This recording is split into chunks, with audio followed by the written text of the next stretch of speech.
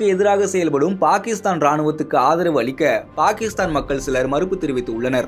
இதனால் அங்கு உள்நாட்டு கலவரம் வெடிக்கும் சூழல் உருவாகியுள்ளது. இந்தியா பாகிஸ்தான் இடையே போர் பதற்றம் நாளுக்கு நாள் அதிகரித்து வரும் நிலையில் பாகிஸ்தான் நாட்டு மக்களின் வீடியோ ஒன்று சமூக வலைதளங்களில் அதிகமாக பகிரப்பட்டு வருகிறது. அந்த வீடியோவில் இந்தியாவுடனான போர் பதற்றம் குறித்து அங்குள்ள பொதுமக்களிடம் கருத்து கேட்கப்படுகிறது. இந்த விவகாரத்தில் பாகிஸ்தான் ராணுவத்தின் செயல்பாட்டுக்கு அந்நாட்டு மக்கள் சிலர் ஆதரவு அளிக்க மறுத்துவிட்டனர். இது பாகிஸ்தானுக்கு பெரும் சிக்கலை ஏற்படுத்தியுள்ளது. பாகிஸ்தானின் இஸ்லாமாபாத்தில் உள்ள மசூதியில் மதகுரு மௌலானா அப்துல் அஜீஸ் காசி தலைமையில் பிரச்சார கூட்டம் நடைபெற்றது. இந்த கூட்டத்தில் இந்தியாவுடன் போர் தொடுக்க வேண்டுமா என்பதற்கு ஆதரவு தெரிவிப்பவர்கள் கையை உயர்த்தலாம் என அவர் கேட்டுக்கொண்டார். அப்போது கூட்டத்தில் இருந்த ஒருவர் கூட கையை உயர்த்தவில்லை என கூறப்படுகிறது. இதையடுத்து பாகிஸ்தான் அரசுக்கு மௌலானா கடும் கண்டனம் தெரிவித்தார். இந்தியாவை விட பாகிஸ்தான் அடக்குமுறையை கையாள்கிறது என அவர் பகிரங்கமாக குற்றச்சாட்டுகளை முன்வைத்தார்.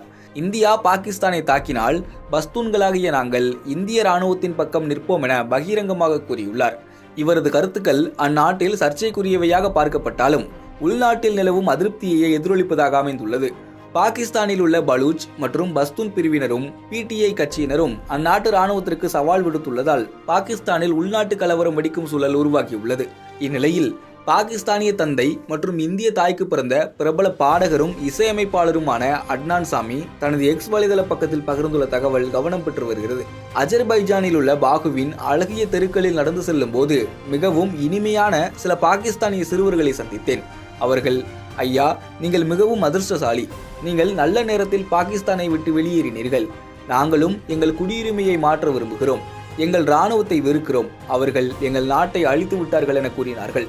இதனை நான் பல ஆண்டுகளுக்கு முன்பே உணர்ந்து விட்டேன் என பதிலளித்ததாக அட்னான் சாமி பதிவிட்டு உள்ளார். இந்த பதிவுதான் இணையத்தில் வைரலாகி வருகிறது.